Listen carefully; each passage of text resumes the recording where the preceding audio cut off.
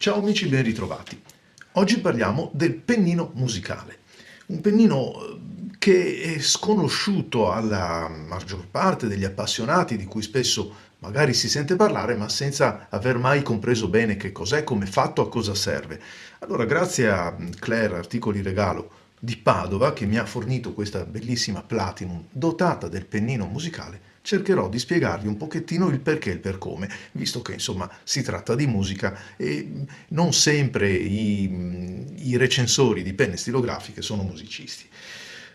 La prima cosa che mi viene da considerare è che non tutte le aziende, non tutti i produttori hanno nella loro gamma un pennino musicale, perché è un pennino molto particolare che serve certamente per la musica, ma è anche un pennino che dà molta varietà alla calligrafia, quindi quando lo utilizziamo in maniera calligrafica per scrivere, per annotare, è un pennino molto versatile, scorrevole e versatile sono le caratteristiche principali, ma le affronteremo per l'appunto successivamente in quanto il video di oggi è proposto, per così dire, su due piani. Il primo è quello della spiegazione di un pennino musicale, il secondo è quello di capire come si adatta alla scrittura musicale per l'appunto e alla calligrafia ordinaria.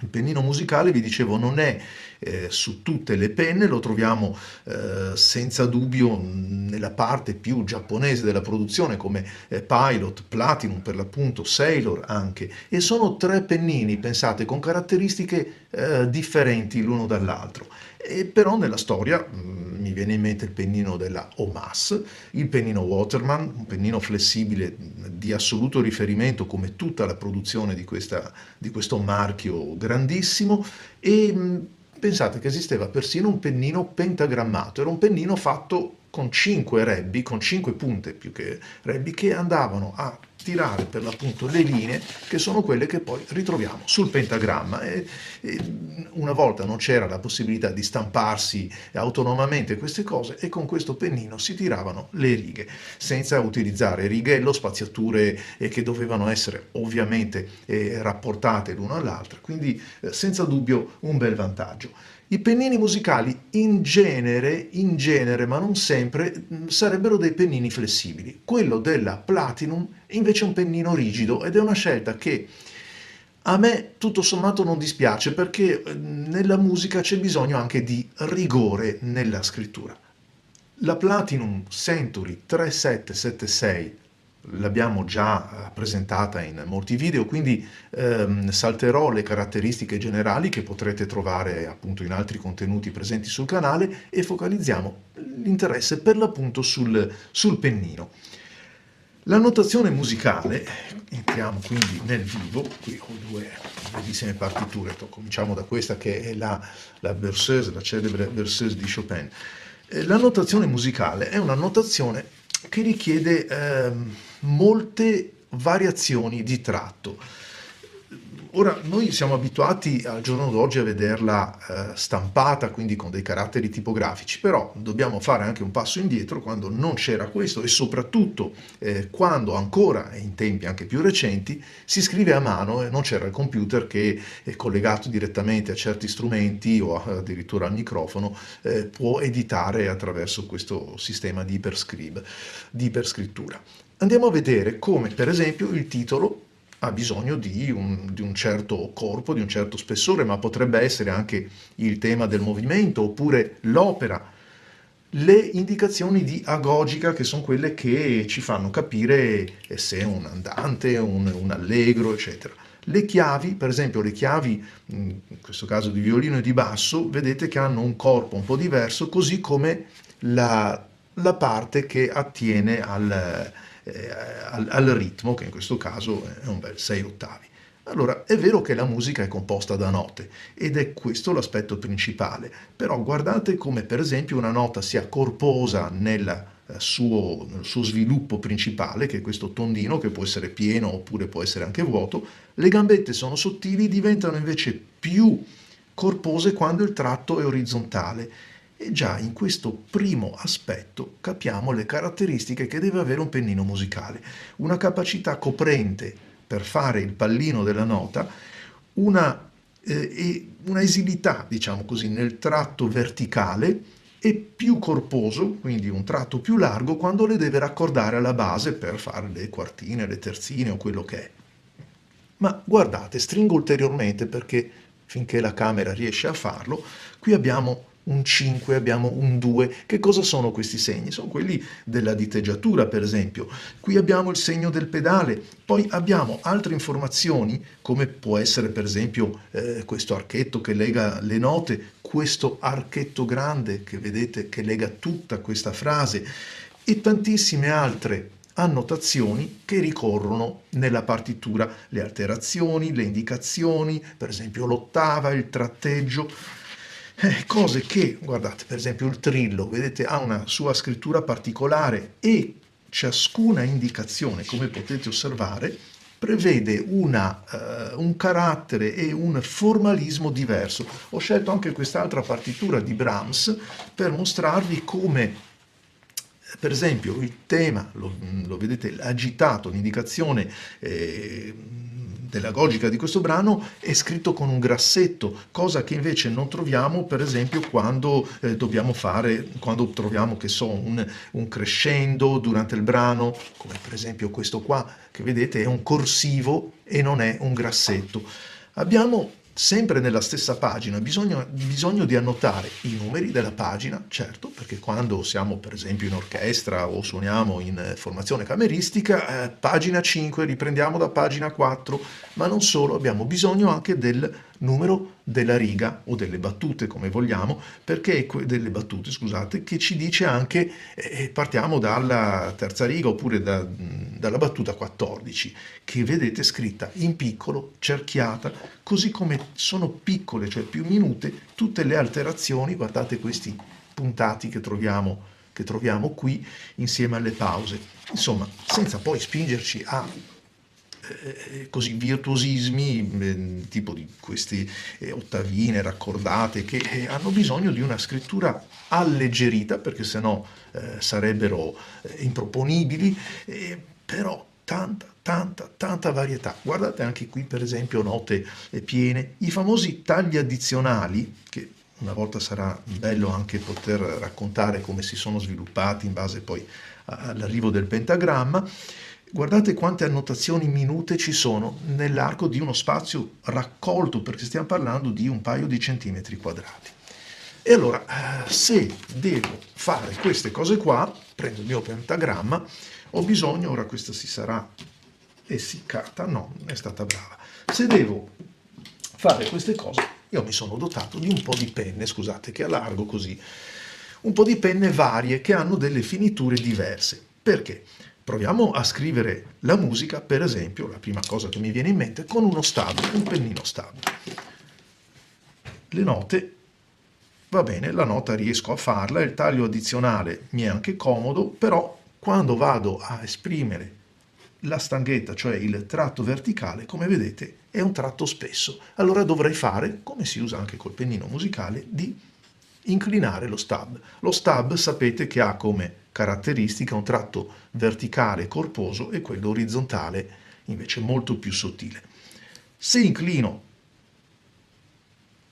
la penna però sì, guadagno la fattibilità. Qui però le note, come vedete, non vengono bene. Perché? Perché il pennino stab, come avrete visto nel video sulle gradazioni dei pennini e sulle finiture della punta, è un pennino che il pennino stab ha una punta fatta più o meno così, dove gli angoli, questi, sono un po' smussati per rendere più fluida la scrittura.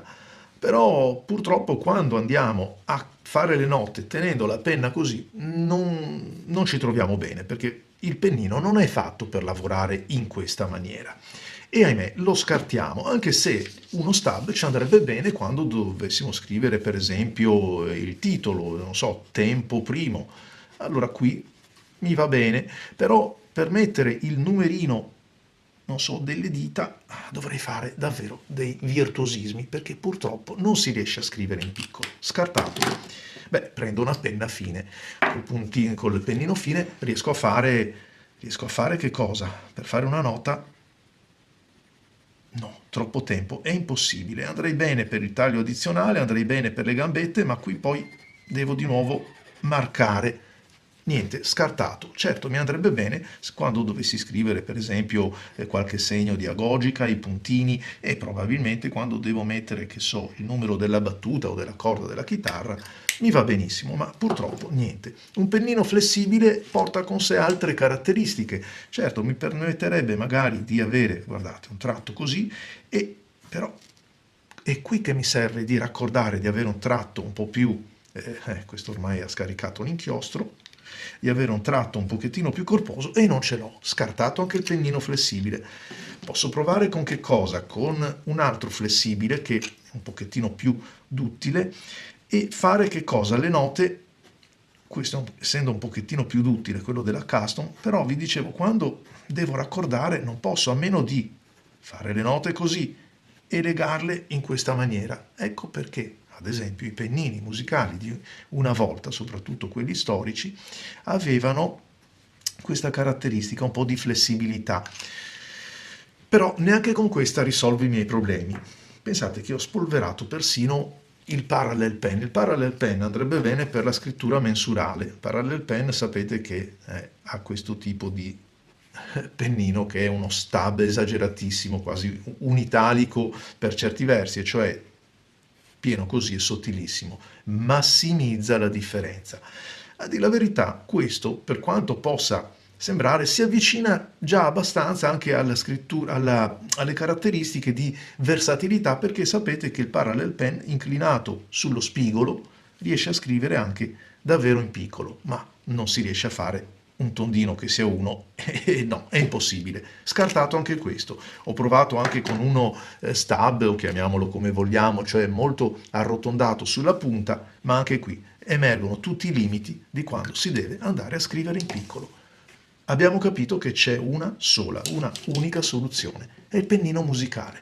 Il pennino musicale, che intanto vedete scorrere nelle immagini, è un pennino che ha la punta lavorata quasi in tutti i versanti.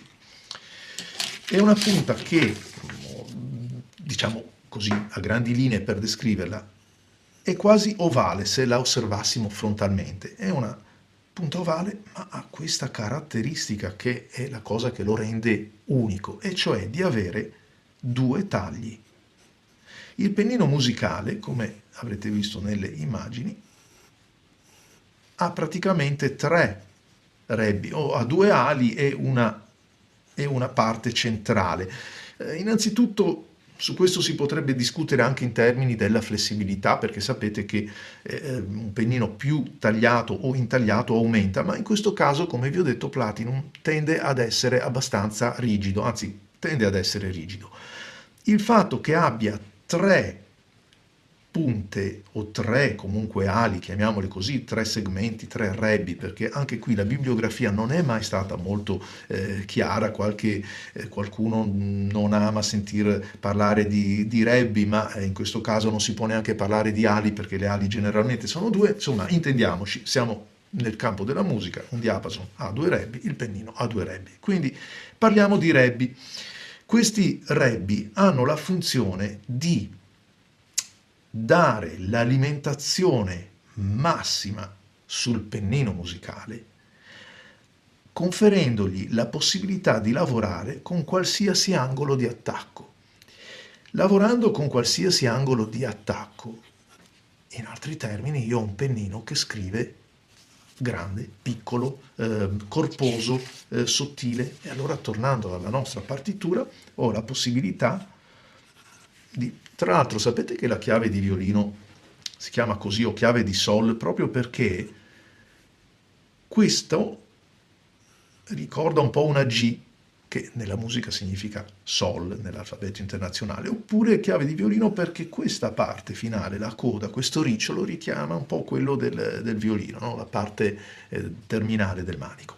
Vabbè, chiusa questa piccola parentesi, adesso sì che ci troviamo ad agio, perché vedete che la mia annotazione, adesso voglio scrivere, essendo una terzina, voglio scrivere un numero che sia un po' più contenuto, addirittura voglio scrivere che siamo nella battuta numero 1.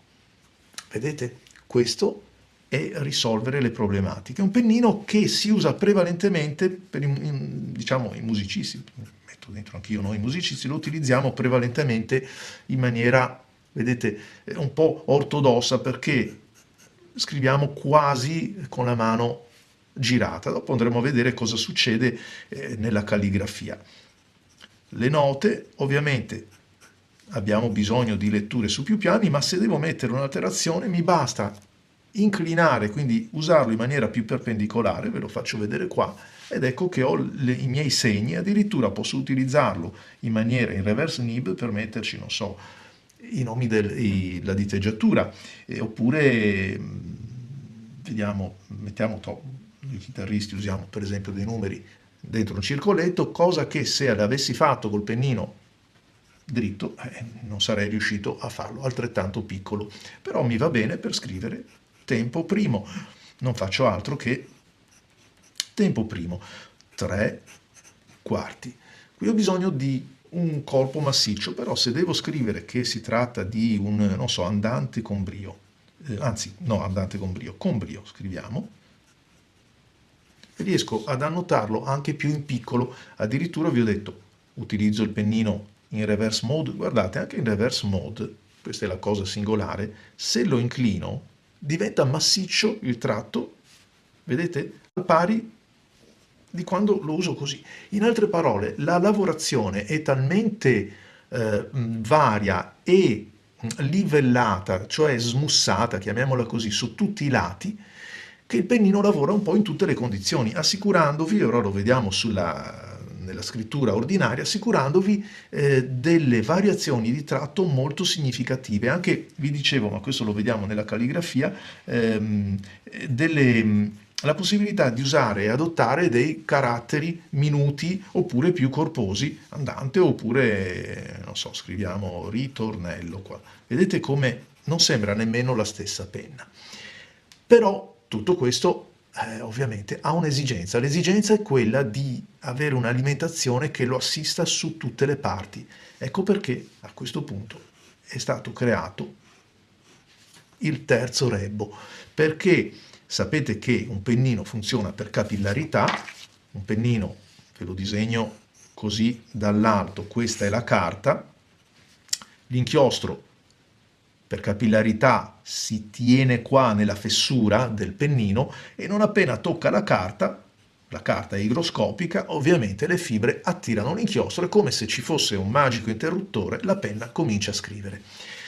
Ovviamente un taglio assicura un flusso con la penna utilizzata in maniera ordinaria, ma non certo se vado, questo qua è un caso a parte, ma se vado a inclinare la penna o utilizzarlo su quello che viene definito lato secco, la penna si ferma perché non arriva l'inchiostro. Guardate cosa, allargo un pochettino, cosa si fa con un pennino, sì, come questo, vedete. Parto da così e lo rovescio,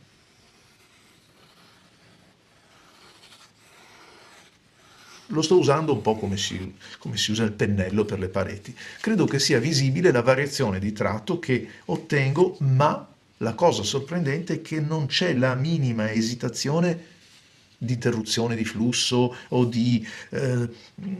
vedete com'è omogeneo, non c'è un inchiostro che viene trattenuto nel pennino perché non trova più il modo di legarsi alla carta, quindi ristagna e poi per esempio crea quell'effetto shading che abbiamo su molti pennini. Qui no, è tutto omogeneo, tutto livellato. Questo è il grande lavoro del pennino musicale, del music nib. Invero c'è un pennino che potrebbe avvicinarlo, ma non è la stessa cosa. Il pennino che potrebbe avvicinarlo, nelle prove che ho fatto, è il pennino a goccia. Il pennino a goccia, in particolare quello Aurora, che lo trovate sempre in un video presentato recentemente, il pennino a goccia Aurora ha delle caratteristiche che possono richiamare effettivamente quello di un pennino musicale, ma non ha la scorrevolezza, non ha la corposità che invece il pennino musicale mette in campo quando si tratta di segnare le note. Però se osservate, per esempio, con l'angolo di inclinazione corretta, allora in azzurro abbiamo il pennino a goccia Aurora, in color marroncino abbiamo quello della Platinum, quindi azzurro Aurora, marroncino Platinum. Se osservate, con l'angolo di inclinazione corretta, attorno ai 35 gradi, quello che è, abbiamo tutto sommato un comportamento omogeneo, massimizzato, diciamo, massimizzato, scusate, come differenza, intendo, nel pennino musicale, perché vedete che invece in quello a goccia sono più simili i tratti. A 90 gradi mantengono le stesse peculiarità, però ovviamente sono più sottili perché il pennino lavora perpendicolarmente al piano. Quando andiamo ad inclinarlo maggiormente, quindi l'angolo di incidenza si riduce, parliamo di 15-20 gradi, abbiamo un comportamento che viene un pochettino esasperato rispetto all'angolo normale. Ancora una volta il pennino musicale si presta a questo tipo di inclinazione. In reverse nib il comportamento è lo stesso, cioè il pennino a goccia diventa ancora più fruibile per certi versi perché diventa un pennino fine, quasi extra fine, però non ha comunque lo stesso tipo di fluidità perché la scorrevolezza è alla base del pennino musicale. Se invece con l'inclinazione corretta, ma tenendo il pennino ruotato su un fianco, perché il pennino ruotato su un fianco, il pennino angolato, fatemi trovare la, ecco, no, questa è la custom, il pennino angolato, allora, noi scriviamo così normalmente, vero? Però angolando, corricando il pennino, vedete come cambia il tratto? Come diventa pennino musicale. Vedete come diventa sottile. Si riesce a scrivere, questo qua è un fine praticamente. Ah, scusate, pennino musicale. Provo a rovesciarlo dall'altra parte. Ovviamente, allora abbiamo detto che il pennino è un pennino fatto così. Ovviamente non si possono fare miracoli. Ecco, cioè non è che io nel momento in cui metto giù il pennino questo scrive sempre e subito, perché? Perché bisogna, ecco, vedete, dargli il tempo di... Ma stiamo parlando di piccoli segni nella musica, non stiamo parlando di grandi righe o termini lunghi che caratterizzano magari una riga. Un pennino quindi che si presta per l'appunto anche per queste piccole annotazioni scritte in maniera ovviamente con un pennino che sembri quasi non dico extra fine, ma un fine fine sì. Vi dicevo, angolandolo con l'angolazione a 90, 15-20, però il comportamento dei due pennini, quello a goccia e quello musicale, cambia perché quello a goccia, essendo fatto un po' a lingotto, non riesce ad essere controllato nel tratto come quello musicale. Tra le altre cose, questo Platinum è a metà strada fra quello Sailor e quello Pilot. Il Sailor è molto più abbondante. Il Pilot forse fra i tre è quello che preferisco, che uso un po' più spesso perché è più vicino al mio modo di scrivere, non per altro, solo per quello. Perché poi dobbiamo metterci anche chiaramente i gusti personali. Andiamo a vedere come si comporta invece alla prova della scrittura. Fabriano e Cocqua, lo proviamo qua. L'inchiostro ve l'ho fatto vedere prima, è un Visconti, il Visconti blu mi piace molto, una bella tinta, anche se poi in genere uso il nero, però insomma per dare anche un po' di vivacità al nostro video. Platinum, Century, lo giro, 3, 7, 7, 6. Non è poi molto più sottile perché l'ho tenuto inclinato. Questo è un Music Nib, è il pennino musicale. Come si scrive col pennino musicale? Ci si diverte. Innanzitutto scorrevolezza. Avete visto, possiamo adottare un tratto spesso, inclinando un pochettino il nostro modo di scrivere, possiamo invece avere un tratto molto più sottile. E allora in questo caso, per esempio, possiamo scrivere Platinum, Platinum Century, 3776, oppure lo scriviamo come siamo abituati e abbiamo praticamente un B. Passiamo da un pennino così, ma se lo giro ulteriormente,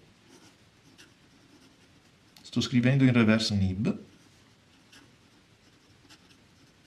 Ah, dite, ma non sentiamo grattare la penna. No, non la sentite grattare perché al pari delle migliori realizzazioni stab c'è una levigatura anche sulla parte del lato secco, altrimenti non riusciremo a scrivere.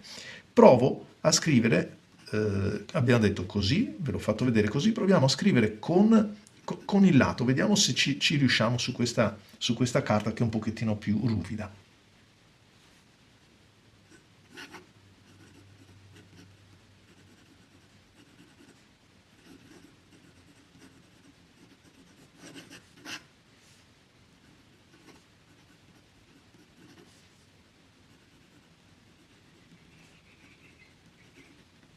Direi che la prova è più che superata. Sto utilizzando questo lato, cioè praticamente il lato destro del pennino. Il sinistro offre una scrittura un po' diversa. Scusate, il lato destro, il sinistro, questo è il destro.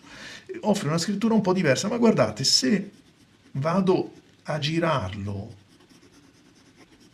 mentre scrivo, continuo a scrivere, la scorrevolezza e la versatilità sono le caratteristiche,